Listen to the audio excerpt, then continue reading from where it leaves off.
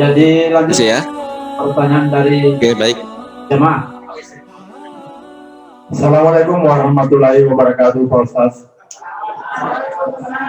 Waalaikumsalam warahmatullahi wabarakatuh. Kedua orang tua saya, Pak Ustaz, sudah lama meninggal. Yang saya ingin tanyakan, amalan apa saja yang saya harus berikan kepada orang tua saya selain mendoakan pada saat salat, sehingga di alam barzakh atau alam kubur mereka dapat mendapat kenikmatan. Terima kasih banyak, Pak Ustaz. Assalamualaikum warahmatullahi wabarakatuh. Baik. Waalaikumsalam warahmatullahi wabarakatuh. Alhamdulillah, baik Pak ya. Banyak hal kata ulama kita untuk taat, berbakti, berbuat baik kepada kedua orang tua kita setelah meninggalnya.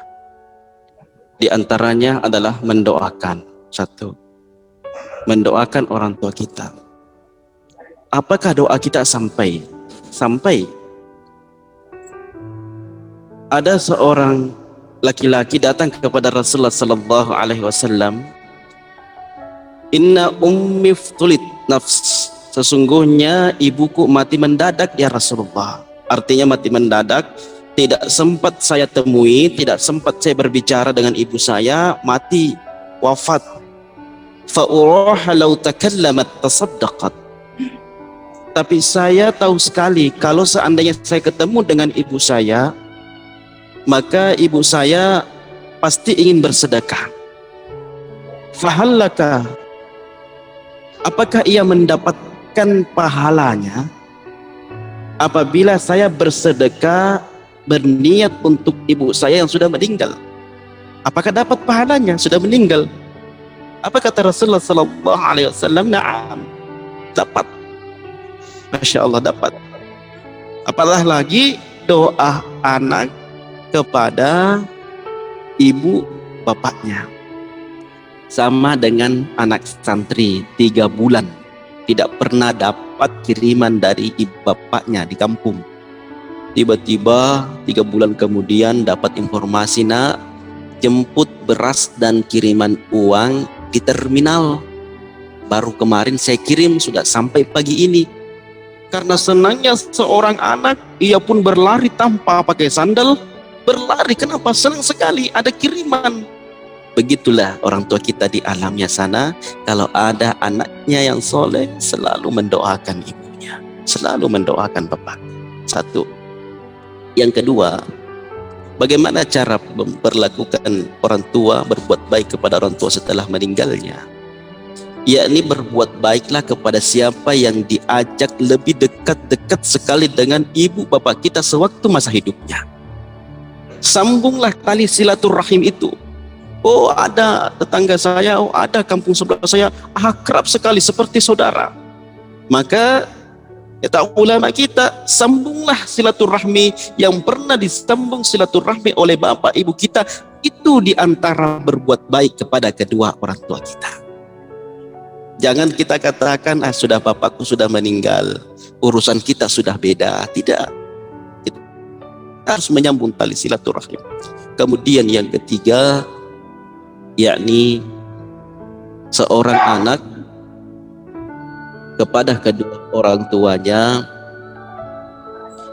membayarkan utang-utangnya. Ada utangnya orang tua kita, ada juga warisannya. Jangan dibagi langsung warisannya, bayarkan utang dulu, selesaikan utang-utang orang tua kita. Kita seorang anak jangan egois mementingkan diri kita. Wah, banyak peninggalan orang tua saya, sudah kita bagi. Ternyata orang tua kita banyak utangnya. Ada utang di tetangga, ada utang bunnya, ada utang apa saja. Bayarkan dulu. Kalau ada sisa baru kita bagi. Jadi utang apa saja, siapa yang harus membayarkan adalah ahli warisnya. Kalau misalnya orang tua kita tidak punya apa-apa, maka kita ahli warisnya yang membayarkannya. Kalau utang nazar, utang puasa pun harus dibayarkan. Oh ya betul Ustadz, sebelum ibu saya meninggal, bapak saya meninggal, saya ingat ibu pernah berpesan kepada saya, nak, ada utang nazar saya 5. Kenapa bu berutang nazar, puasa nazar? waktu itu adikmu kalau lulus kuliah saya berniat nazar puasa 5 hari. Nah itu wajib ditunaikan. Siapa yang membayarnya? Anaknya yang membayar. Berapa anaknya? 5 Ustadz. Sudah 1, 5 cukup. Bagaimana Ustadz, bisakah? Saya ada punya utang mama saya, utang puasa 5. Tapi saya bersaudara 10 Ustadz. Bisakah setengah-setengahnya supaya dapat semua? Jadi maunya setengah-setengah hari puasanya. Oh enggak bisa. Tidak ada puasa setengah hari, 5 saja. 5 orang, 5 anaknya saja yang mewakili. Tidak ada puasa setengah-setengah. Ya seperti itu. Akhuna fillah rahimakumullah. Kemudian Rasulullah sallallahu alaihi wasallam pun menyebutkan, idza mata banu Adam inqata'a amaluhu illa min 3. Kalau tidak salah, pertemuan sebelumnya telah kita jelaskan, apabila anak cucu Adam telah berpulang ke rahmatullah, maka berputuslah semua amalnya kecuali 3 yang sudah pernah kita sebutkan dalam sesi pertanyaan, dalam sesi pengajian bulan lalu kalau tidak salah, atau minggu lalu. Baik, seperti itu Pak, terima kasih atas pertanyaannya. Silahkan yang lain. Ya, selanjutnya dari teman-teman, silakan maju ke depan. Sini.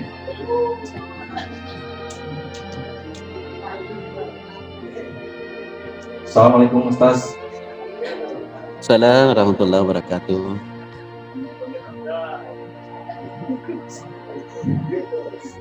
Bagaimana hukumnya dengan orang tua yang durhaka dengan anaknya? Sudah banyak kita lihat di layar televisi dengan seorang ibu yang membuang anaknya di tempat sampah di sungai. Jadi seperti itu Ustaz, terima kasih. Ya baik, alhamdulillah. Terima kasih atas pertanyaannya. Bagaimana seorang orang tua ibu yang durhaka kepada anaknya? Dalam sejarah Islam, istilah orang tua durhaka kepada anaknya sebenarnya tidak ada. Tidak ada ya. Orang tua durhaka kepada anak tidak ada, tetapi orang tua durhaka kepada Allah karena melalaikan hak anaknya itu ada. Kalau seorang orang tua membuang anaknya, ini bukan hal yang sedikit, banyak yang kita temukan. Maka saya katakan ini jauh lebih zolim, lebih jahiliyah daripada Arab dulu. Orang Arab dulu masih sempat lahir anaknya, sempat lahir.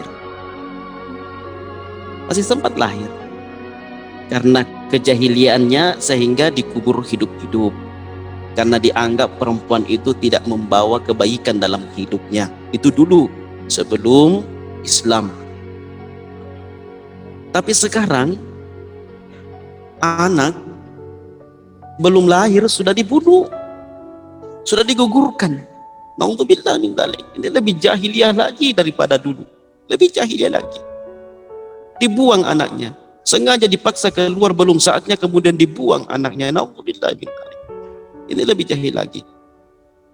Akhuna fillah rahimakumullah. Tetapi hal ini tidaklah kita heran, karena ini semuanya merupakan tanda-tanda di akhir zaman. Memang Rasulullah SAW sudah menyebutkan bahwa di akhir-akhir zaman seperti ini semuanya akan bermunculan. Baik yang tadi diistilahkan, oke, saya ikut orang tua durhaka kepada anaknya, yang maksudnya adalah orang tua durhaka besar kepada Allah karena melalaikan hak anaknya. Dan kemudian